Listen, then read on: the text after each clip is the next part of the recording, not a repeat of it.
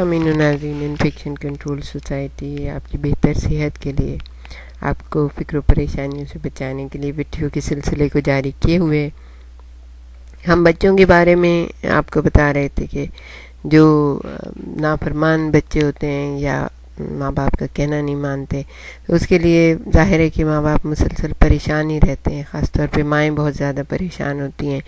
گھر میں ایک بہت ہی بے چینی اور کرب کی فضا ہوتی ہے، اور اس کے بارے میں ہم نے تھوڑا بہت آپ کو بتایا ہے. کوشش کیجئے کہ ان چیزوں کے اوپر عمل کر سکیں آپ، اور آپ دیکھیے گا کہ اس کا بہتر نتیجے نکلتے ہیں. ہم بتائیں گے آپ کو کہ جیسے جیسے خاندان سے باہر بچے کا حلقہ تعارف وسیع ہوتا جاتا ہے، وہ اپنے ماں باپ کے علاوہ دوسروں کی نظر میں بھی اچھا بننا چاہتا ہے. یہ ایک انسانی فطرت ہے کہ بچپن سے اس کے دل میں یہ بچے کے دل میں یہ جذبہ ڈالا جائے کہ دیکھو لوگ تمہیں کس نظر سے دیکھتے ہیں، ماں باپ، گھر والے، خاندان والے، محلے والے کس نظر سے دیکھتے ہیں.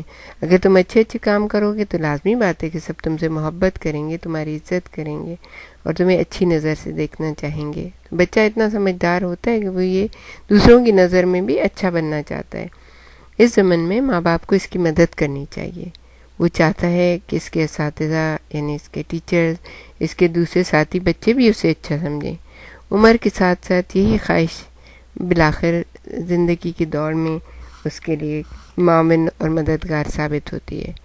مختصر یہ کہ نہ صرف ماں باپ خود اپنے بچے کے ساتھ ہمدردانہ اور محبت کا رویہ اختیار رکھیں، بلکہ بچے کے لیے اہل خاندان، اس کے ٹیچرز، اس کے ساتھیوں کا بھی خوشگوار ماحول فراہم کریں. مطلب جتنے خاندان کے بچے ہیں یا بچے کے کوئی دوست ہیں ان سے بھی پیار محبت کا رویہ اختیار کریں. اس سے بچے میں بہت جو ہے عزت پیدا ہوتی ہے کہ دیکھو میرے، اور بچے ملانا چاہتے ہیں اپنے پیرنٹ سے، اپنے ساتھیوں کو.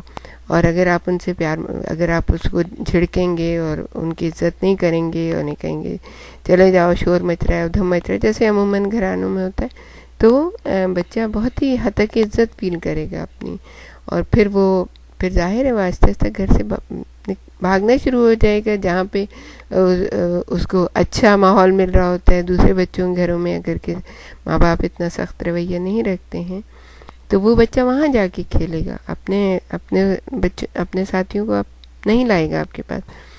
تو یہ ہے کہ ہر ایک کے ساتھ بہت ہی خوشگوار رویہ رکھیں، اخلاق سے پیش آئیں.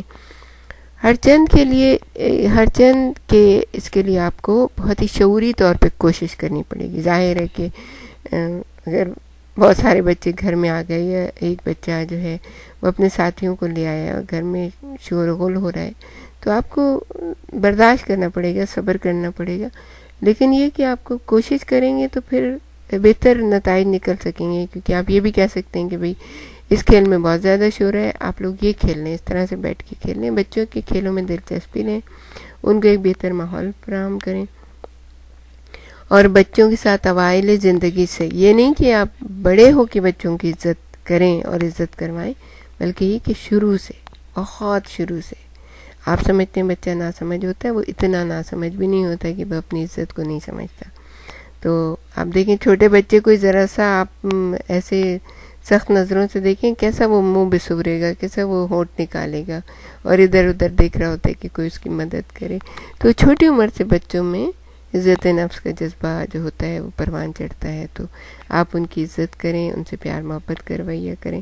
تو یہی جو چیز ہے نا، یہ بعد کی زندگی میں بچے کی طرف سے اطاعت شعاری اور آپ سے تعاون اور فرما برداری کے جذبات کو پیدا کرے گا. دوسری ایک اور چیز ہم آپ کو یہ بتائیں گے کہ جب گھر کے اندر ناچاقی ہوگی اور شکرنجی ہوگی، یعنی کہ جیسے ماں باپ ہیں آپس میں ان کی نہیں بن رہی ہے، ماں باپ کے باہمی تعلقات میں تلخی کی وجہ سے ہو، تو بچے بھی اس جذباتی تلاطم کا شکار ہو جاتے ہیں.